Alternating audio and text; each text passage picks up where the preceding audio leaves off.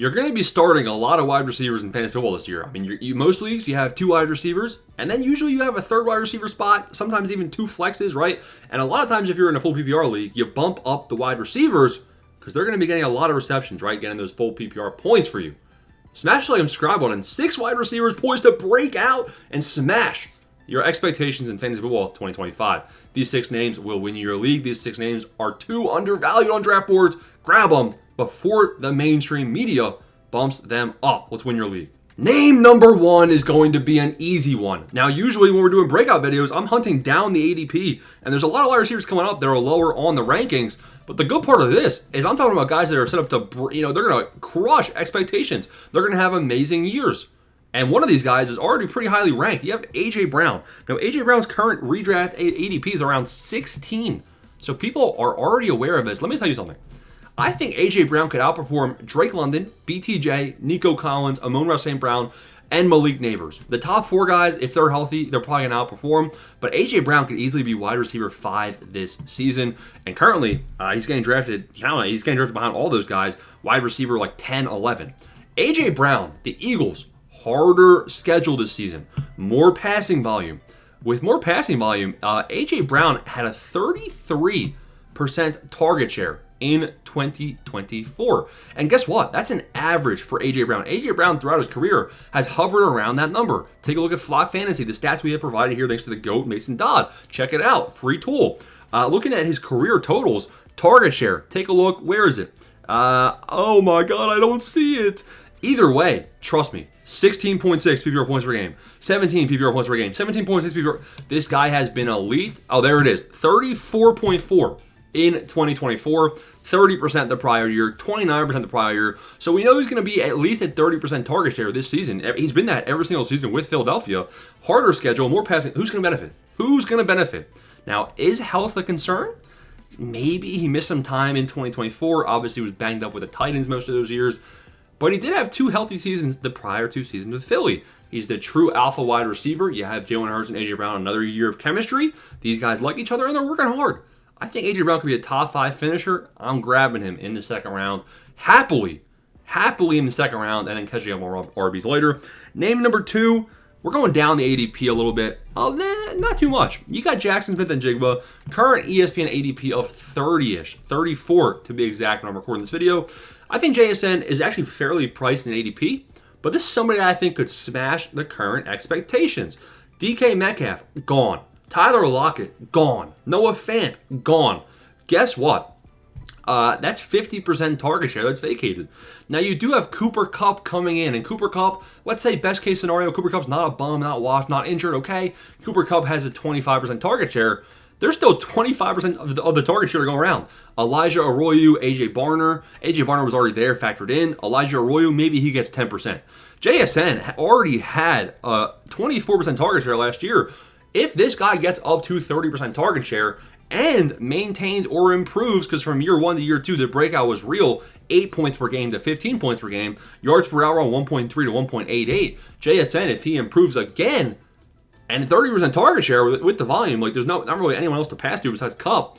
I think JSN is going to be a straight up funnel for this offense, a straight up funnel for volume, a straight up funnel for receptions. Now you have, guess what? Scam Darnold coming to Seattle. And Sam Darnold had a very high passing touchdown rate last season, actually finished surprisingly as the QB9. So QB9 finisher and JSN, I think, is a good matchup.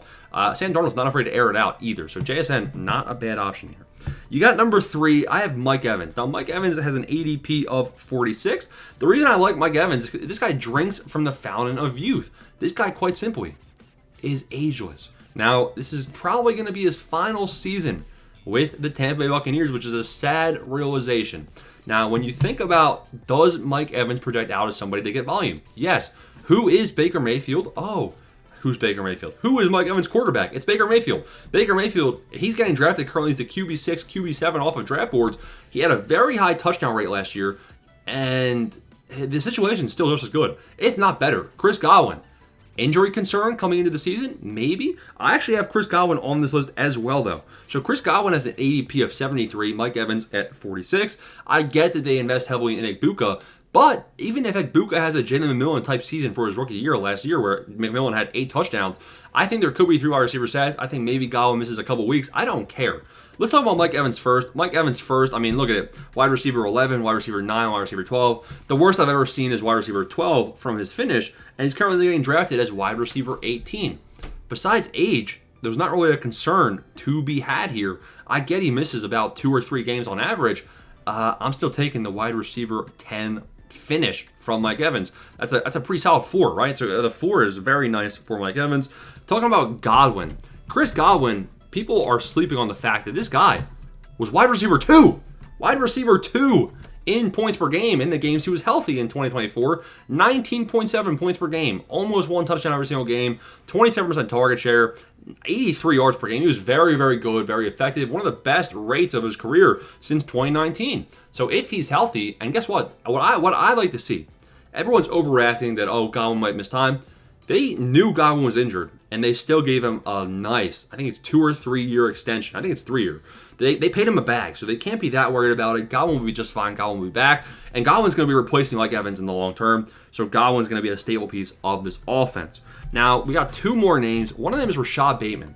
Now, Rashad Bateman, he currently has an ADP of 157 going in round 11, round 12, round 13, round 14 of your draft. In best ball, I really like it because of the touchdown rate. He averaged 1 touchdown every 2 games. Now, will he get an increase in volume is the question. Only a 16% target share. Isaiah Likely banged up. Might, status for week 1 in jeopardy. They bring in D-Hop. Maybe that's competitive. Not really any other wide receivers to be worried about in this low passing volume Ravens offense. If Rashad Bateman has his target share bump up a couple ticks, maybe 20%, maybe 21%, maybe Likely's there and Mark Andrews just drops down. Maybe Likely's goes up though and consumes the projectable target volume though. So there is a chance that if Rashad Bateman just stays at 16%, he's not going to be fantasy relevant unless you're in a best ball league, and that's fair. Just keep in mind Rashad Bateman is heavily involved in the red zone. He gets deep catches, and he had a 1 touchdown every 2 game rate in 2024. So I actually like his price. I think he has some decent upside, and they pay him a hefty contract, meaning they're heavily invested in him. And the final guy, maybe one of my favorites from the list, is Jalen Waddle. Jalen Waddle, a.k.a. the wide receiver 1 in the Dolphins offense. Do you trust Tyreek Hill? I'm big on, I actually do. I'm big on taking Tyreek Hill in a best ball league, in redraft, where you got to get, it's a pride thing. I'm scared. It's like taking Christian McCaffrey. I'm a bit scared about it.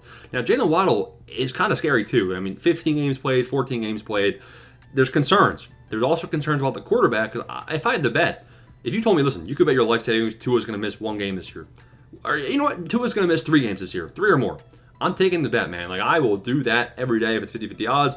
Jalen Waddle had the worst season of 2024 you've ever seen in your life, but he had no quarterback. I mean, listen.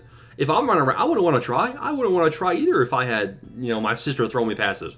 So Jalen Waddle can only go back to 2022 to 2023 if he has decent quarterback play. But if he does, Jonnu Smith leaves, vacated target share. Jalen Waddle's poised to crush.